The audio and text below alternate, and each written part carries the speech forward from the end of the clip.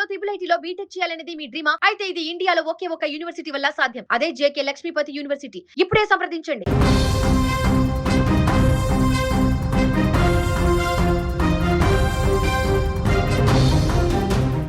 BRS నేత మధు హత్య కేసులో సంచలన విషయాలు వెలుగు చూస్తున్నాయి. మధును దుండగులు అత్యంత దారుణంగా హత్య చేశారు. హత్య చేసి శవాన్ని గోనె సంచులో కుక్కి రోడ్డు పక్కన పడేశారు. అయితే ఈ కేసు సూర్యాపేటలో సంచలనంగా మారింది. దీంతో ఈ కేసును ప్రతిష్టాత్మకంగా తీసుకున్న పోలీసులు 24 గంటల్లోనే 5 నిందితులను అదుపులోకి తీసుకున్నారు. అయితే ఈ కేసు రివెంజ్ మర్డర్గా పోలీసులు నిర్ధారించారు. 2007వ సంవత్సరంలో ఎర్కారం గ్రామ సర్పంచ్ మిద్దె రవీందర్ను హత్య చేసినటువంటి కేసులో చింతపాటి మధు, అంటే ఇప్పుడు చనిపోయినటువంటి వ్యక్తి మధు ప్రధాన నిందితుడు. ఈ విషయంలో ప్రతీకారం పెంచుకున్నటువంటి మిద్దె రవీందర్, అప్పుడు 2007లో చనిపోయినటువంటి సర్పంచ్ ఎవరైతే ఉన్నారో మిద్దె రవీందర్, అతని కొడుకు మిద్దె జీవన్ ఈ హత్యకు పథకం పన్ని ప్రత్యక్షంగా ప్రధానంగా ఉన్నట్లుగా పోలీసులు గుర్తించారు. అంటే 2007లో తన తండ్రిని హత్య చేశారనేటువంటి కోపంతో ఇన్ని సంవత్సరాల పాటు వెయిట్ చేసి ఈరోజు మధును హత్య చేశాడనేటువంటి విషయం ఈ యొక్క కేసులో బయటపడింది. మధు హత్య కేసు దర్యాప్తు చేస్తున్న దర్యాప్తు అధికారి సూర్యాపేట పట్టణ ఇన్స్పెక్టర్ వెంకటయ్య ఆధ్వర్యంలో బృందం సూర్యాపేట రూరల్ పరిధి టేకుమట్ల గ్రామం వద్ద జాతీయ రహదారి 65 పైన ఖమ్మం హైవే టీ జంక్షన్ వద్ద A1 నిందితుడు మిద్దె జీవన్ను, A4 నిందితుడు మిద్దె ఆనందలను అదుపులోకి తీసుకొని విచారించారు.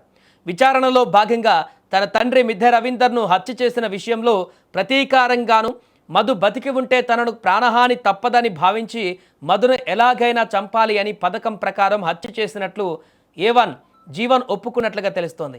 ఇక మధును హత్య చేసే విషయంలో మధుకు స్నేహితులైనటువంటి నిందితుడిని దూరపు బంధువైనటువంటి సూర్యాపేట రూరల్ మండల రామన్నగూడెంకు చెందిన A2 నిందితుడు చింత సైదులు, అర్వపల్లి మండలం రామన్నగూడెం గ్రామానికి చెందినటువంటి A3 మేదిరి ప్రసాదలను జీవన్ స్నేహితులుగా చేసుకున్నాడు. సో వీరు ముగ్గురు కలిసి మధు దావతులు చేసుకునేటువంటి వారు వీళ్ళందరూ కలిసి అప్పుడే తన తండ్రిని చంపిన మధును ఎలాగైనా చంపాలి అన్న విషయాన్ని సైదులు ప్రసాదులకు కూడా జీవన్ చెప్పాడు. అందుకు సహకరించాలని డబ్బు ఇస్తానన్నాడు.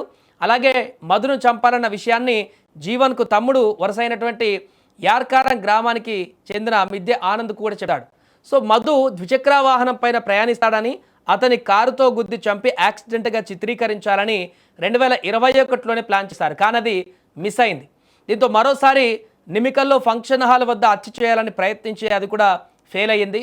దీంతో ఈసారి పక్కాగా ప్లాన్ చేయాలని నిందితులు భావించారు.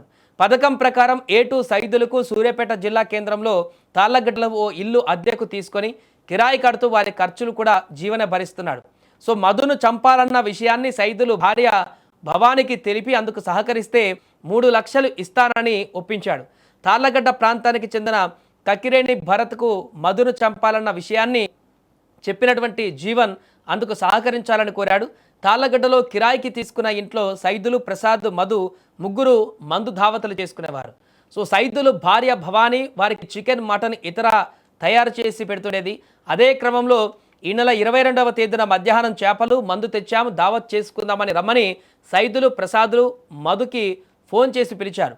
మధు కిరాయి ఇంటికి వద్దకు రాగానే జీవన్ కూడా సైదులు ఫోన్ చేసి చెప్పాడు జీవన్కి. సో దీంతో వారు పార్టీ చేసుకుంటున్న ఇంటికి చేరుకున్న జీవన్ మధును అత్యంత దారుణంగా చంపేశాడు.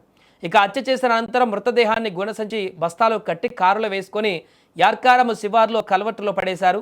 అయితే ఆ మృతదేహము మధుదిగా గుర్తించిన పోలీసులు అనేక కోణాలలో విచారించి నిందితులను గుర్తించి అదుపులోకి తీసుకున్నారు. సో దీంతో ఈ కేసులో ఉన్నటువంటి కుట్ర కోణం అంతా కూడా ఇప్పుడు బయటకు వచ్చింది.